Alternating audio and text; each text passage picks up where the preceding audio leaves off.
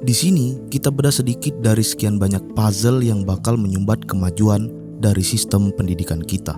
Sejak SMA, pendidikan dibangun dengan asumsi bahwa semakin banyak mata pelajaran, maka hasilnya semakin baik. Siswa berada di kelas dari pagi hari hingga mendekati sore, berpindah dari satu disiplin ke disiplin lain tanpa diberi konteks mengapa semua itu harus dipelajari.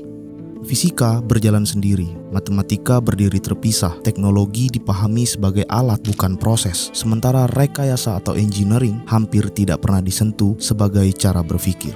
Kelelahan belajar menjadi konsekuensi.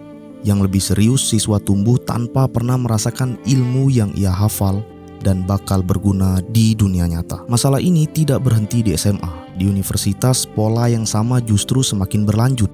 Riset seringkali tidak lahir dari kebutuhan industri atau masalah nyata di masyarakat, tetapi hanya sebagai password kelulusan. Skripsi dan tesis disusun sebagai syarat, bukan sebagai bagian dari sistem produksi pengetahuan. Banyak karya ilmiah berhenti sebagai dokumen, mengisi rak perpustakaan yang berdebu, tanpa pernah diuji apakah sekumpulan kertas ini bisa bekerja di dunia nyata. Di titik ini, sistem sudah menyimpang jauh dari pola STEM. Bahkan revolusi industri Inggris yang sudah jadi ratusan tahun lalu masih lebih optimal. STEM tidak pernah menuntut semua orang menjadi ilmuwan. Ia menuntut agar ilmu yang dipelajari memiliki jalur yang benar, dimulai dari konsep, ke eksperimen, rekayasa, lalu ke penerapan nyata. Tanpa semua jalur itu, pendidikan hanyalah memproduksi gelar, bukan kapasitas. Saya bilang begini mas, yang membunuh banyak orang itu bukan baik atau jahat loh. Bodoh atau enggak. Betul. Inkompetensi membunuh lebih banyak orang daripada kejahatan sekalipun.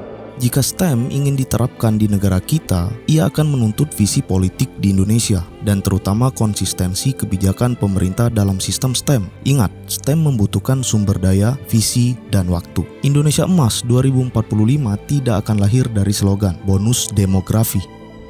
Harapan ini hanya mungkin muncul jika pendidikan mulai diperlakukan sebagai sistem produksi kemampuan, bukan sebagai ritual kelulusan massal.